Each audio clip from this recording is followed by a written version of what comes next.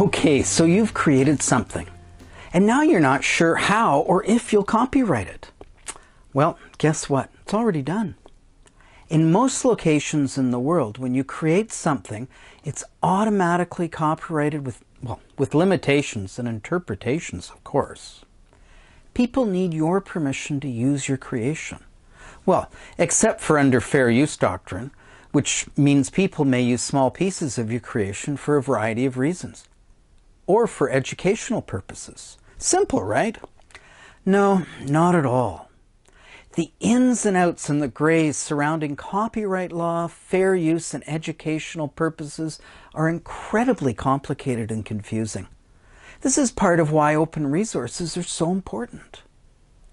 You may license something as open source to share freely, and you then may run the risk of someone taking part of your creation, claiming ownership of it, and then not sharing it at all or charging for it. Open source means exactly that.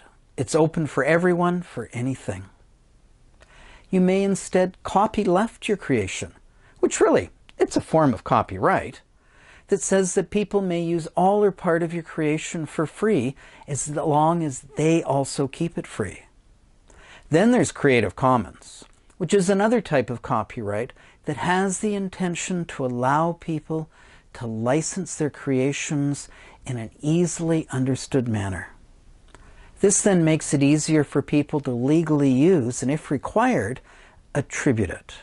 Creative Commons has 6 different licenses, and it's continually working to make it easier for people to copyright, and more significantly, for the public to find open resources and follow the requirements of these licenses. There may be things you create that you want to keep as your own, or you decide you'd like to share with the world. For me, making these types of decisions is also key to the concept of open educational resources. Many people get paid when they create something. They may be creating something as part of their job, or maybe they've been contracted. For example, graphic artists, photographers, or open textbook creators. Generally, ownership of these types of artifacts go to whomever is paying you, unless there's been a prior agreement. They'll be the ones that decide whether the creation should be shared free with the world or not. Now, if you're creating something and you have ownership of it, you may be asking yourself, well, why share it? When we share our creations, especially if we make them accessible globally, it may have a positive benefit to others that may not have had access otherwise. We can share our creations for a number of other reasons, such as getting our name and accomplishments out into the world.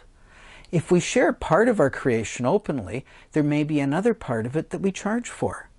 If we share our creation openly, someone may want to hire our expertise based on what they freely received.